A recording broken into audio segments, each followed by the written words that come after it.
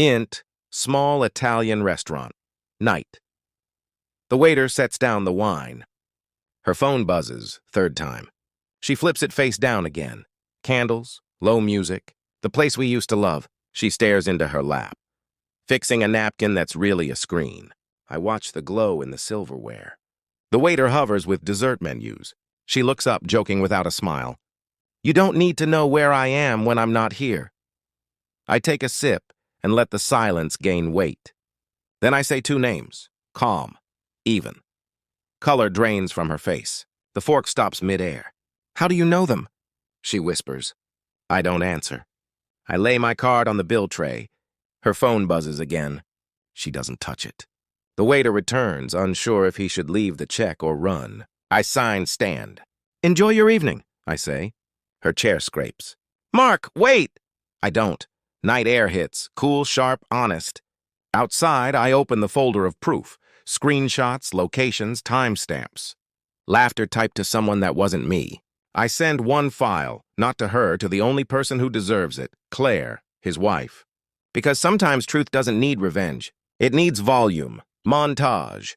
Days before receipts from the wrong side of town. A second charger in her bag. Work stuff, said with the smile liars practice in mirrors. I didn't accuse. I turned on location sharing, the safety feature she forgot she'd left on. Lunches that lasted 2 hours. Hotels that matched conference days. Drives that never led home. I waited, quiet as an empty room. Int apartment.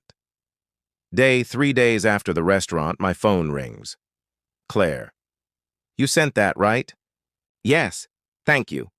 Relief isn't joy. It's just a weight rolling off your ribs. She comes home early that evening, stands in the doorway like she's not sure the key still fits. You talked to Claire? She called. Her hands shake. You ruined her marriage. No, you both did. I just stopped pretending. She twists her ring. The one that used to mean forever. It wasn't like that. Then what was it? A mistake. We were drunk.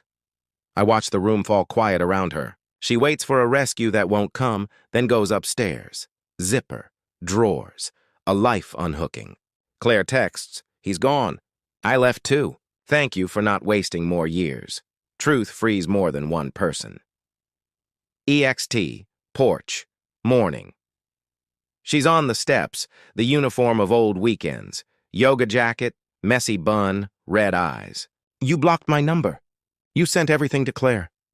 You think she deserved to keep believing she had a husband? You could have talked to me first. You stopped talking months ago. All that was left was lies. Inside, the house still smells like us. The pictures still smile like nothing happened. Why him? I ask, a beat. He listened, she says. He made me feel noticed. I laugh without humor. And I didn't? Not the same way. You were busy, always in your head. So you found an audience, I say. Now you've got all the attention you wanted. You're being cruel. No, honest. She glances to the window. Claire's filing. Good. You ruined 2 families. I didn't ruin what was already broken. I turned on the light.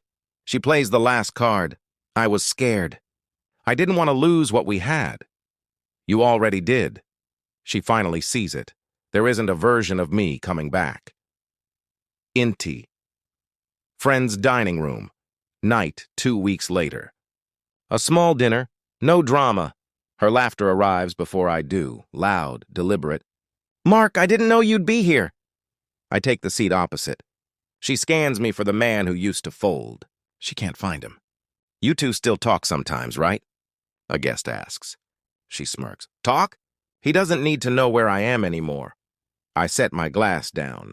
Meet her eyes. Say the 2 names. Again, room temperature drops. Forks hang. She blinks. Who did you just... I repeat them. Clear, calm, steady. He's joking, she tells the table. The word cracks in half. Conversation limps back to life. The air never recovers. I pay the check, rise. Mark, please don't... Outside, the city hums. My phone buzzes. You embarrassed me in front of everyone. I text back, you did that yourself. Then I turn the phone off and keep walking. Closure isn't an apology. It's the moment you stop carrying a weight someone else dropped. Int, river apartment, dusk new place. Couch, coffee maker, quiet. I breathe without checking a screen. A knock I know too well. She stands there, long coat, eyes raw. Can I come in? She scans for another woman I don't have. He left, moved out of state. Claire filed. Good for them, I say. She swallows. I've lost everything. You didn't lose it, I say. You traded it. Do you hate me? No. I just stopped loving the version of you that needed lies to feel alive. She paces, trying to find leverage in a room with no handles. Dinner one last time? We already had our last dinner. You just didn't recognize it. Walking away doesn't fix anything. It stops the bleeding. A beat. Then, I'm pregnant. My heart stutters. My face doesn't. With whose child? I don't know. The river outside keeps moving. What do you want from me? Nothing, she says. You should just know. You thought wrong. She breaks for real this time. Not quiet, not controlled. I let the sobbing finish. When it does, you've told me everything. You can go now. At the door, she leaves an envelope. A photo from years ago.